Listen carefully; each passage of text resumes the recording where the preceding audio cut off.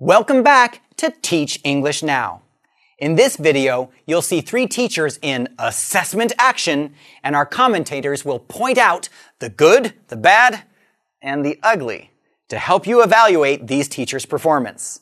Before we get to that, however, let me just remind you of some key concepts we've covered in the first three lessons in this module. You'll need to keep these concepts in mind as you watch each of these example teachers. The first key concept is the idea of alignment. Remember our example of the wheels on a car? Your objectives, learning activities, and assessments are just like those wheels and should be all pointing in the same direction and towards your larger learning goals. The second key concept is the difference between memory and knowledge learning. If your goal is something other than communication, memory learning can be useful. But most teachers would agree that knowledge learning is more helpful to students. The third key concept is the idea of performance-based assessment. Having students analyze information and evaluate ideas as they create something to show their ability in the target language is the best way to determine if they have met your objectives. And the last key concept I want to mention is having a clear rubric and providing models for students. When students know what is expected of them, and you have a clear understanding of how to provide students with feedback, they will gain much more from your assessments. All right, it's time to see our first teacher example. Okay, class, we've just read the first three chapters of Huckleberry Finn by Samuel Clemens, also known as Mark Twain, and I've briefly lectured on the ideas of character, setting, and plot. So my goal in teaching you these things was for you to be able to analyze a story by looking at these parts. Now I'm going to ask you to get in groups of three. You're going to spend some time talking about the characters we've read from Huckleberry Finn in your groups. Specifically, I want you to focus on the three questions that I've written on the board. Who are the main characters and supporting characters of the story? What is the setting of the story and has it changed? And what events have happened in the story? Once you have answered these three questions in your groups, I'll ask you to come up to the board and share your answers with the class. Each person will have to answer one of the three questions. Do you understand? Any questions? Okay, go. Wow, Jack. This is an excellent example of authentic performance-based assessment. Asking the students to retell a story that they have already read is a great way to find out how much they really understood. I especially liked the teacher's use of the concepts of characters, setting, and plot. Those are ideas that the students can ideally transfer to other stories they might read. I can do nothing but agree, Jill. This is a good example of formative assessment as well. The students are first having to discuss with their classmates, providing feedback to each other on their ideas, and creating responses for each of the questions. Then they have to present their ideas to the class, where the teacher will be able to evaluate each student and determine how well they've understood the story and the different characters. Yes, Jack. You know, I also liked how the assessment aligned with the objectives the teacher mentioned. The students just learned about character, setting, and plot. And now they get an opportunity to show that they have learned by presenting to the class. Great work. Let's continue to watch. Excellent. Thank you for those fantastic presentations. For your homework tonight, I want you to think about your favorite character from Huckleberry Finn and describe that character. You'll write 3 paragraphs. The first will describe what the character looks like. The second paragraph should describe the personality of the character, and the last paragraph should talk about any events in the story that are important for your character. Make sure to explain why you think those events are important and how they affected your character or his personality. In the homework section of your class website, I've included the rubric I will use to grade your assignment. It is the same rubric that we used last week, but I've changed a few things to match this assignment. So pay attention to that. For example, last week I didn't really pay attention to your grammar or spelling, but I have added that to the rubric for this assignment.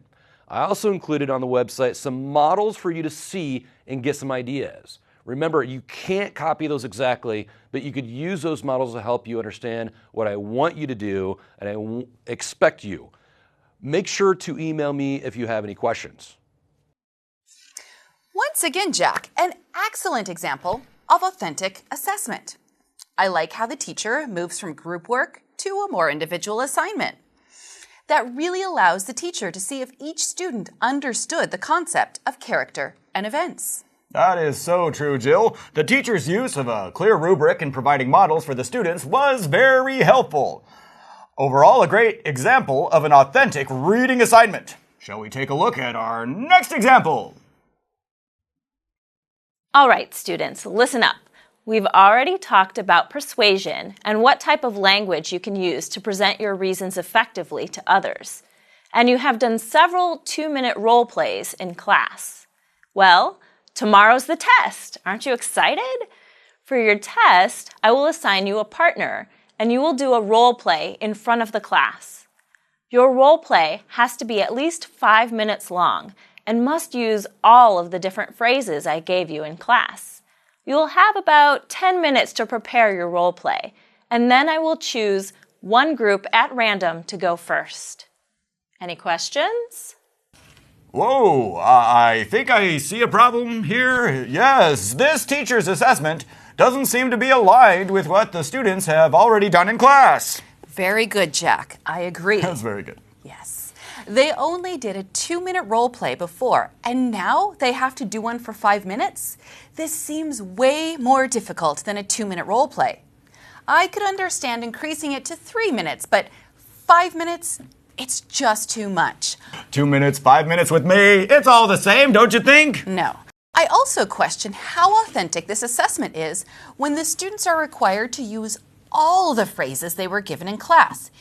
It just seems like they might have to invent situations that would use all the phrases instead of using real-world situations that come naturally to them. Oh, I guess I see your point.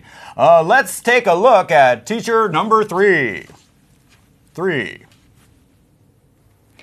Good morning, class. I hope you've been working on memorizing vocabulary lists I gave you last week because tomorrow we will have a test. You will need to know the spelling of each word and the definitions as they are in the dictionary.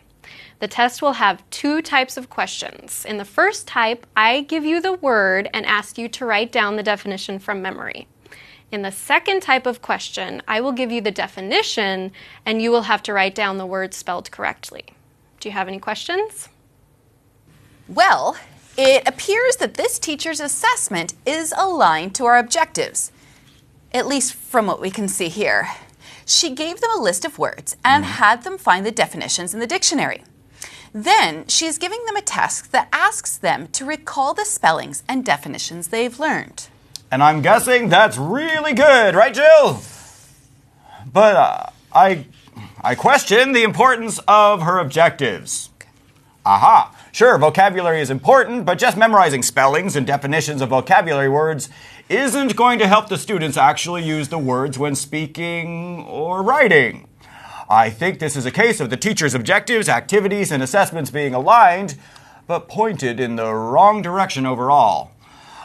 Like you do so often, Jill, I think she's missed the mark. That's it, Jack. I'm out. Where'd she go? What? No? Hello? Yes. Apparently I've said something wrong, yet again. What? Oh, okay. Where'd she go? No, we're still rolling? Why?